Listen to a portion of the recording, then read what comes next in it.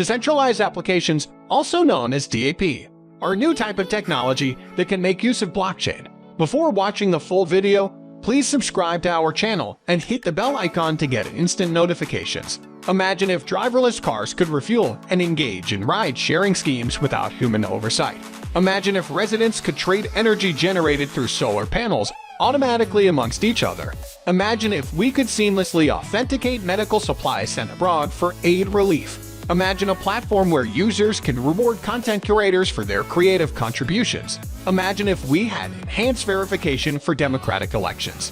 Imagine a world where information is not held in the hands of private companies. Imagine services which the general public can control, not private parties. This world is made possible with data that is essentially software you can manage with your community. This means that when you use it, you are not handing personal data over to a faceless company who may misuse it. In the world of cryptocurrency, you can use Dapp to execute a number of smart contracts so that people around you with data can lend or sell the data to you.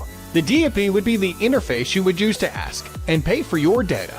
A DApp exists as a decentralized network run by users with no central control or single point of failure. This means they are open source, and the whole community is open to contribute. As such, there needs to be consensus. For example, imagine Wikipedia, where all the contributors have to agree on whether Freddie Mercury was from India or not, or whether a Caesar salad was invented in 1924 or in ancient Rome. Although Ethereum is often mistakenly described as a cryptocurrency, it is actually a platform for building apps amongst other things, with a native token called Ether that works autonomously once launched.